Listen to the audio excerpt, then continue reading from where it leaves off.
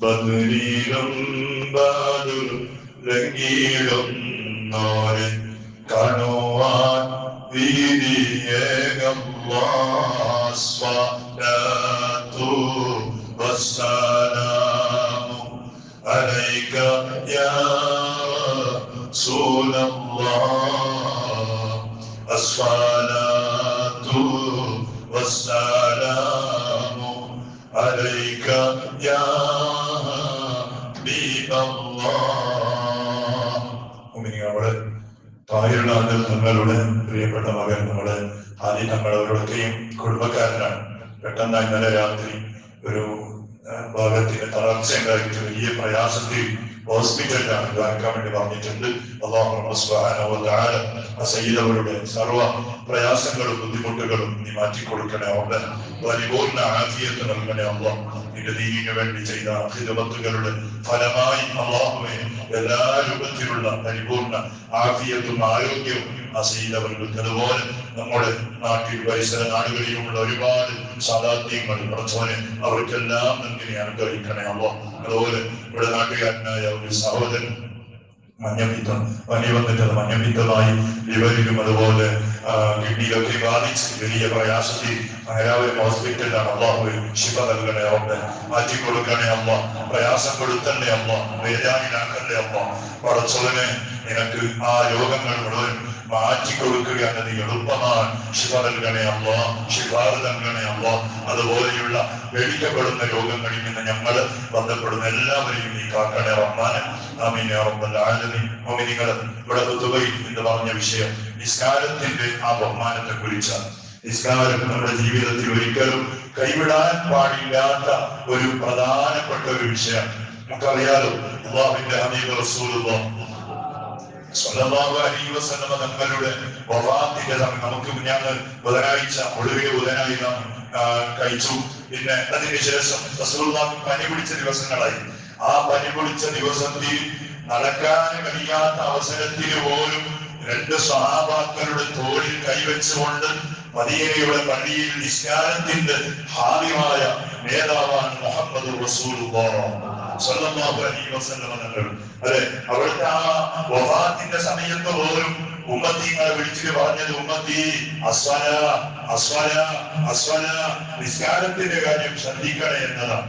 ഇന്ന് നമുക്ക് ഇവിടെ സൗകര്യങ്ങൾ കൂടിയപ്പോ ആഡംബരങ്ങൾ കൂടിയപ്പോ ചിലപ്പോൾ ആ സൗകര്യങ്ങളുടെ പേരിൽ, നമ്മുടെ കച്ചവടത്തിന്റെ പേരിൽ, നമ്മുടെ ജോലിയുടെ പേരിൽ അള്ളാഹുവിനെ സമർപ്പിക്കേണ്ട ആ വലിയ നമ്മുടെ ബാധ്യത അത് നിറവേറ്റാൻ നാം ചിലപ്പോൾ പിന്നിലാണ്, പലപ്പോഴും പിന്നിലാണ്. അതിനൊക്കെ നമ്മുടെ പള്ളികളൊക്കെയും സാക്ഷികളാണ്.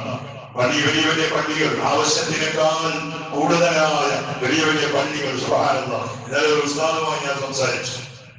അപ്പോ അവിടെ ആ നാട്ടിലൊരു പള്ളി നിർമ്മിക്കുകയാണ്. അപ്പൊ ഉസ്താദിനോട് ഒരു പള്ളിയുടെ കാര്യം പൂർത്തിയായി ചോദിച്ചു.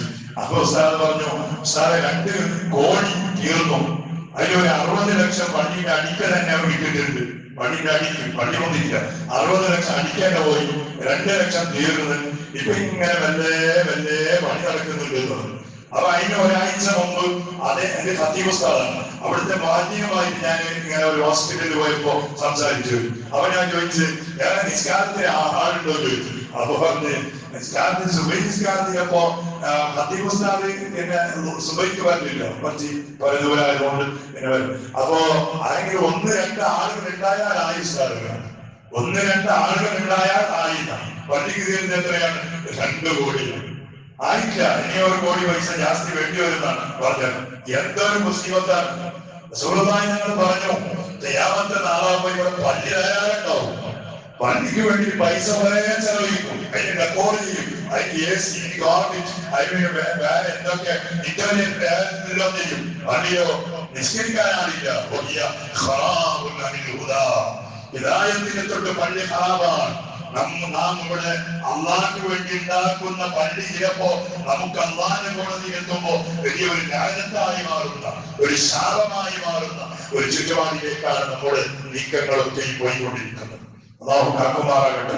ഇത്രയൊക്കെ തന്ന അള്ളാഹുവിന് വേണ്ടി ഒരു ദിവസം 5 നേരം, അതൊരു 5 മിനിറ്റ് അള്ളാഹുവിന് വേണ്ടി ചെലവഴിച്ചാൽ മതി. ഒരു 25 മിനിറ്റ്, അത് 24 മണിക്കൂറിന്റെ ഒരു 25 മിനിറ്റ് അള്ളാഹിന്റെ മുമ്പിൽ സമർപ്പിക്കാൻ ഞങ്ങൾ തയ്യാറല്ല. എന്തൊരു മുസീബത്താണ്. ഹബീബായ റസൂലുള്ളാഹി സ്വല്ലല്ലാഹു അലൈഹി വസല്ലം തങ്ങൾ ഒരു കാലത്തിന്റെ രാത്രി പരിശുദ്ധമായ ജന്നത്തുൽ ബഖീൽ മദീനയുടെ ഖബർസ്ഥാനിൽ ഹബീബായ റസൂലുള്ളാഹി സ്വല്ലല്ലാഹു അലൈഹി വസല്ലം തങ്ങൾ പാതിരാത്രി പോയി ആ സ്ഥലത്തിൽ വെച്ച് അല്ലാഹുവിന് വേണ്ടി സുജൂദ് ചെയ്യുകയാണ്. സുജൂദ് ചെയ്യുമ്പോൾ മഹാന്മാരായ അലി ഇബ്നു അബീ ത്വാലിബ് തങ്ങളും ഫാത്തിമ ബീവിയും ഹബീബായ തങ്ങളുടെ അടുത്ത് പോയി സുജൂദിൽ കിടന്നിട്ട് റസൂലുള്ളാഹി തങ്ങൾ കരയുകയാണ്. നിരവിക്കുന്ന രൂപത്തിലുള്ള കരച്ചിലാണ്. സുജൂദിൽ നിന്നെണീച്ചപ്പോ മഹതിയായ ഫാത്തിമ ബീവിയും അലിയാതങ്ങളും ഹബീബായ തങ്ങളോട് ചോദിച്ചു, നബിയെ എന്തിനാ കരയുന്നത്? എന്ത് പറ്റി നബിയെ? എന്താ മുസീബത്ത് വരാനുള്ള വല്ല വഴിയും നിങ്ങൾക്ക് അന്ന് ഇറക്കിയിട്ടുണ്ടോ? ഹബീബായ തങ്ങൾ പറഞ്ഞു, എന്റെ ഫാത്തിമ, ജിബ്രീൽ അലൈഹിസ്സലാം എനിക്കൊരു ആയത്ത് ഓതി തന്നു. പുതിയൊരു ആയത്ത് വന്നതാ. എന്താ ആയത്തിൽ പറഞ്ഞത്? ഇവിടെ ഹുതുബോധി فخلف من بعدهم خلف أضاعوا الصلاة واتبعوا الشهوات فسوف يلقون غيا.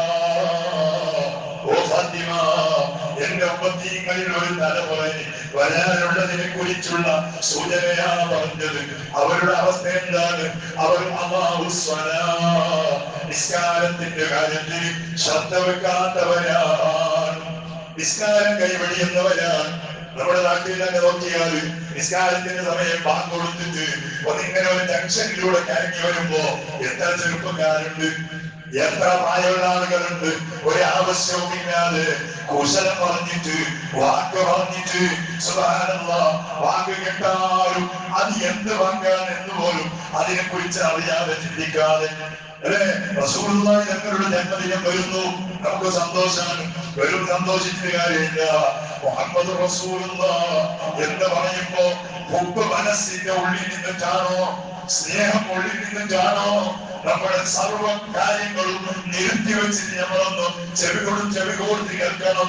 എന്റെ ഹബീബല്ലേ പറയുന്നത്. പള്ളിയുടെ വാദ്യനാണെങ്കിലും പേരെന്റെ ഹബീബിന്റെ തന്നെ. എന്താ വിളിച്ചു പറയുന്നത്? പിന്നെ പറയും ഹയ്യ അലസ്സലാഹ്. നിസ്കാരത്തിലേക്ക് വരാനുള്ള ഒരു വിളിയാണ് എന്റെ ഹബീബ് വിളിച്ചത്. ഇഷ്കുള്ള മനുഷ്യൻ, ഹുബ്ബുള്ള മനുഷ്യൻ, വെറും നബിയുള്ളവരിൽ മാത്രമല്ല, എല്ലാ ദിവസവും ആ വിളി കേൾക്കുമ്പോ പള്ളിയിൽ വരും. കാരണം അത് നിർബന്ധമാണ്. ഒരു കണ്ണ് കാണാത്ത ഒരു സ്വഹാബി മഹാനായ അബ്ദുല്ലാഹി ഇബ്നു ഉമ്മ മക്തൂം റളിയല്ലാഹു അൻഹു ഹബീബായ തങ്ങളുടെ അടുത്ത് പോയി. സുബ്ഹാനല്ലാഹ്, ഏത് കാലമാണെന്ന് ചിന്തിക്കണം. 14 നൂറ്റാണ്ട് മുമ്പാണ്. ഇന്നും മദീനയിൽ പോയ ആളുകൾ അവിടുത്തെ ആ ഒരു അവസ്ഥ കാണുമ്പോൾ അത്ഭുതപ്പെടുന്നു. വലിയ വലിയ കല്ലുകളാണ്. ഇന്നും ചില ആധുനികമായ കണ്ടുപിടുത്തം കൊണ്ട് വിശാലമായ ബിൽഡിങ്ങുകൾ, റോഡുകളൊക്കെ ഉണ്ടായിട്ടുണ്ടെങ്കിലും അവിടെ ഇന്നും കാണുന്നത് കല്ലുകളാണ്, മരങ്ങളാണ്. ആ നൂറ്റാണ്ട് മുമ്പ് സ്വാമി പോയിട്ട് ഹബീബായ തങ്ങളോട് ചോദിച്ചു. എന്താ ചോദിച്ചറിയോ? ജമാഅത്തിന്റെ കാര്യങ്ങളും അതിന്റെ മാറ്റങ്ങളും റസൂലുള്ള ക്ലാസ്സിൽ പറഞ്ഞപ്പോ ഒരു സ്വാമി ചോദിച്ചു, യാ റസൂലല്ലാഹ്, നബിയെ കുറിച്ച് നിങ്ങൾക്ക് അറിയാലോ, എനിക്ക് കണ്ണിന് കാഴ്ചയില്ല. ഒരു ഉസ്താദ് വന്നു. ഇവിടെ 6 മാസം ജോലി ചെയ്ത ഉസ്താദാണെന്ന് പറഞ്ഞു. സുബ്ഹാനല്ലാഹ്, ഉസ്താദ് പറഞ്ഞു, ഉസ്താദേ, എനിക്ക് 2 കണ്ണിന്റെ കാഴ്ചയില്ല. അല്ലാഹുവേ, ഒരുപാട് ആളുകൾ കണ്ണിന്റെ കാഴ്ചയില്ലാതെ വരാറായവരുണ്ട്. പടച്ചവനെ, യാക്കൂബ് നബിയുടെ കണ്ണിന്റെ കാഴ്ച നീ തിരിച്ചു കൊടുത്തതുപോലെ കാഴ്ചയില്ലാതെ വരാറായ ആളുകൾക്ക് സർവ്വരൂപത്തിലും കണ്ണിന്റെ വലിയ സൗഖ്യം നൽകണേ അല്ലാഹ്. ഞാൻ പറഞ്ഞു, എനിക്ക് കണ്ണ് കാണുന്നില്ല. അതേ സമയത്ത് ഞാൻ പറയാണ്, ഇനി വീട്ടിൽ നിന്നിട്ട് പള്ളിയിലേക്ക് കൊണ്ടുവരാൻ, എനിക്ക് എന്റെ കൈ പിടിച്ചിട്ട് കൊണ്ടുവരാൻ ഒരാളും എന്റെ വീട്ടിലുമില്ല നബിയെ. ഞാൻ വരുന്ന വഴിയാണെങ്കിൽ വലിയ വലിയ പാമ്പുകൾ, വലിയ വലിയ തേരുകളൊക്കെ കല്ലുള്ളതാണെന്ന്. കല്ലിന്റെ ഉള്ളിൽ പാമ്പുണ്ടാവും, തേരുണ്ടാവും. അതുകൊണ്ട് നബിയെ, എനിക്കൊരു ഇളവ് തരുമോ നബിയെ? ഞാൻ ബാക്കി കേട്ടിട്ട് എന്റെ വീട്ടിൽ തന്നെ നിസ്കരിച്ച പോലെ എന്ന് ചോദിച്ചു. അപ്പൊ ആ ഹബീബായ ഞങ്ങൾ സ്വാമിയോട് പറഞ്ഞു, നിനക്ക് ബുദ്ധിമുട്ടുള്ളതല്ലേ, നിനക്ക് കണ്ണിന് കാഴ്ചയില്ലല്ലേ, നീ വരുന്ന വഴിയും ശരിയില്ലല്ലേ, അതുകൊണ്ട് നീ നിന്റെ വീട്ടിൽ നിസ്കരിച്ചാ മതി. വലിയ സന്തോഷമായി. അങ്ങനെ അയാൾ തിരിച്ചു പോകുമ്പോ റസൂലുള്ളാഹി ഞങ്ങൾ വീണ്ടും അയാൾ നിർത്തി അയാളോട് ചോദിച്ചു, യാ അബ്ദുല്ലാഹ് അതസ്മഉ ഹയ്യ അലസ്സലാഹ്, അതസ്മഉ ഹയ്യ അലസ്സലാഹ്. അബ്ദുല്ലാഹ് ബിലാൽ തങ്ങൾ മദീനയുടെ ആ വിളിച്ചു പറയുന്ന ബാങ്കിന്റെ ഒരു വാക്ക് ഹയ്യ അലസ്സലാഹ്, അത് നീ കേൾക്കാറുണ്ടോ? കണ്ണിനല്ലേ പ്രശ്നമുള്ളത്, ചെവി കൊണ്ടത് കേൾക്കാറുണ്ടോ? മഹാനായ അബ്ദുള്ള തങ്ങൾ പറഞ്ഞു, ബലാ യാ റസൂലല്ലാഹ്, എനിക്ക് കണ്ണിന് മാത്രമേ പ്രശ്നമുള്ളൂ നബിയേ, എന്റെ ചെവിക്ക് പ്രശ്നമില്ല. ബിലാൽ നിങ്ങളുടെ നല്ല സൗന്ദര്യമുള്ള വാങ്ങാൻ, മൈക്കില്ലാതെ ആളുകൾ കേട്ട വാങ്ങാൻ, ആ വാങ്ങ് ഞാൻ കേൾക്കാറുണ്ട് നബിയേ. അപ്പോ മഹാനായ അബ്ദുല്ലാഹിബ്നു മക്തൂം തങ്ങളോട് ഹബീബായ തങ്ങൾ പറഞ്ഞു, എന്നാൽ അബ്ദുള്ള, നിനക്ക് വീട്ടിൽ നിസ്കരിക്കാനുള്ള ഇടമില്ല. നമ്മുടെ അവസ്ഥ സൗകര്യങ്ങൾ എത്ര, ഓരോ വീടിന്റെ മുറ്റത്ത് എത്ര കാറ്, എത്ര ബൈക്ക്. അതെ, ഇന്ന് ചെറുപ്പം ഇടാൻ ആവശ്യമൊന്നുമില്ല. വീട്ടിൽ നിന്ന് ഇറങ്ങിയാൽ പള്ളി വരെ കാലിന് മണ്ണാവാതെ വരാനുള്ള സൗകര്യങ്ങൾ, കോൺക്രീറ്റുകൾ, ഇന്റർലോക്കുകൾ, എല്ലാ സംവിധാനങ്ങളും. എത്ര ആള് വരുന്നു പള്ളിയിൽ, എത്ര ആളുണ്ട് ഇവിടെ പള്ളിയുടെ പരിസരത്തിൽ. പറഞ്ഞു അടുത്തതാണ് നമുക്കുണ്ടല്ലോ അരികില ഇല്ലെന്ന് വരാവുന്ന നിങ്ങൾ കേട്ടിപ്പോ കേട്ടല്ല, അൽഹംദുലില്ല. കേട്ടാ പിന്നെ നിങ്ങൾക്ക് ഇരുമായി. അള്ളാഹിനോട് പറയാൻ പറ്റൂല, പഠിച്ചവനെ എനിക്ക് ഇരുമുണ്ടായില്ല, അതുകൊണ്ട് ഞാൻ പള്ളിയിൽ വന്നില്ല എന്ന് പറയാനുള്ള അവസരം നഷ്ടപ്പെട്ടു. നമുക്ക് പറയാൻ മാത്രമേ പറ്റൂ.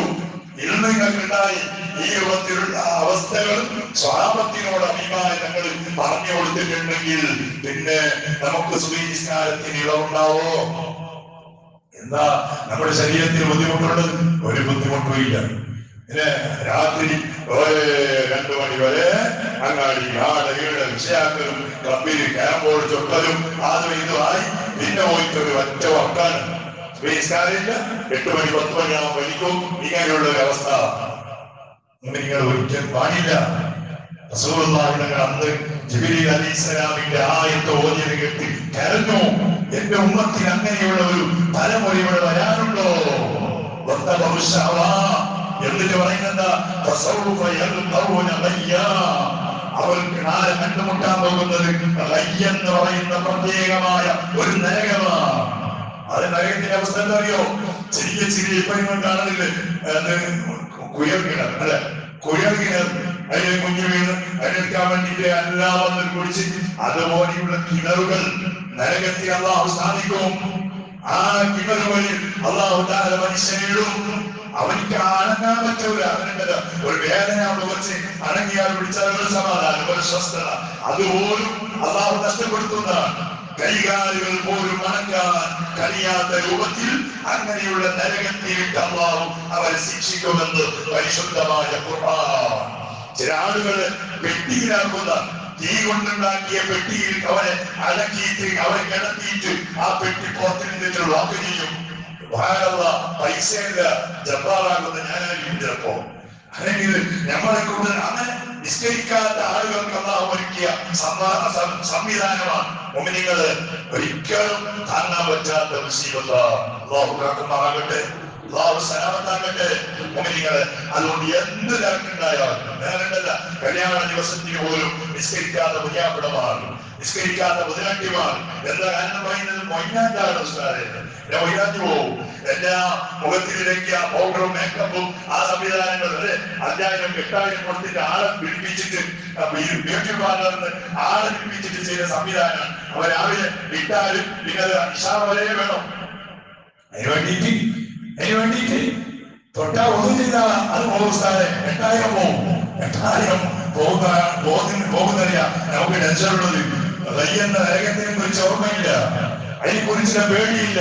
സുബ്ഹാനല്ലാഹ്. ഇതിനെ കുറിച്ചല്ല, എത്രയോ നല്ലവരായ സ്വാലിഹത്തുകളായ പെണ്ണുമക്കളുണ്ട്. കൃത്യമായി കല്യാണ സദസ്സിന്റെ ആ വേളയിൽ പോലും നിസ്കാരം ഖളാ ചെയ്യാതെ നിർവഹിക്കുന്ന സ്വാലിഹത്തുകളായ സഹോദരിമാരുണ്ട്. എത്രയോ നല്ലവരായ പുതിയാപ്പന്മാരുണ്ട്. അത് അതല്ലാതെ കൂടുതൽ 90% ആളുകൾ അന്നത്തെ ദിവസം പോലും സുബഹി നിസ്കാരം ഖളാ ചെയ്യുന്നവരാണ്. അന്നെ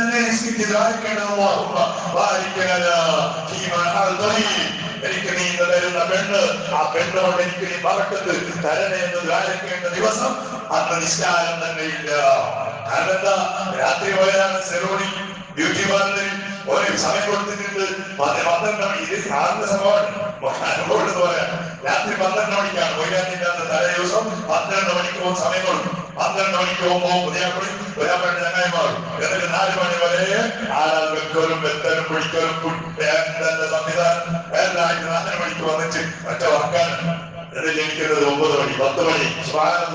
കല്യാണ ദിവസം ഇങ്ങനെയുള്ള ഒരു അവസ്ഥയാണ് നമ്മുടെ ഇടയിൽ കണ്ടുകൊണ്ടിരിക്കുന്നത്. വലിയ അപകടമാണ്, വലിയ മുസീബത്താണ്. പ്രത്യേകിച്ച് സദസ്സിലുള്ള ചെറുപ്പക്കാരോട് പറയുന്നത് ഒരിക്കൽ ഞാൻ പ്രായമായിട്ട് നിസ്കരിക്കാം എന്ന് തീരുമാനിച്ച് നടക്കൂല.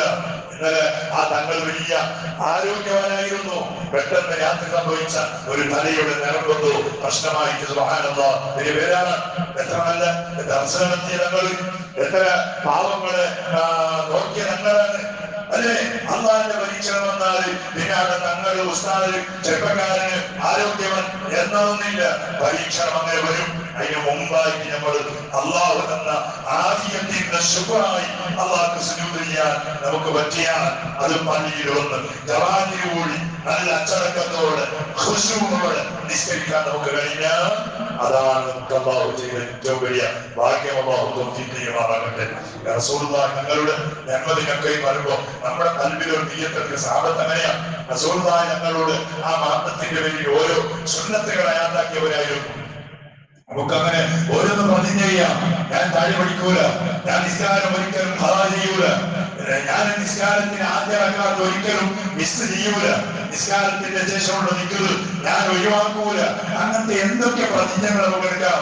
അതുകൊണ്ട് എത്ര ഗുണം നമുക്കുണ്ടാവും. ആഖിറത്തിലെത്തിയാൽ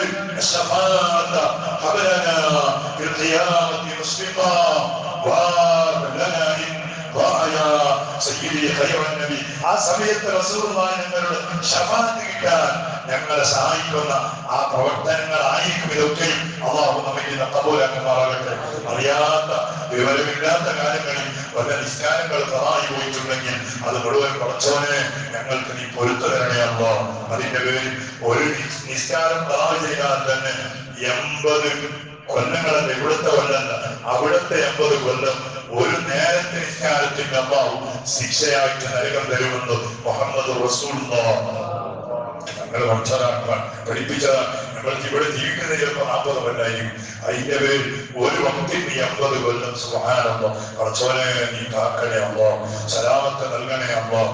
അത്രയും വലിയ ഗൗരവമുള്ള വിഷയമാണ് നിസ്കാരം എന്ന് പറഞ്ഞാൽ. റബ്ബ് മരിക്കുന്ന ആ ദിവസം വരെ ആഫിയത്തോടെ ആരോഗ്യത്തോടെ പടച്ചവനെ നിനക്ക് വേണ്ടി സുജൂദ് ചെയ്യാൻ നിന്റെ മുന്നിൽ നിൽക്കാനും പടച്ചവനെ ഞങ്ങൾക്ക് നീ തൗഫീഖ് ദായിമാക്കി തരണേ അല്ലാഹ്.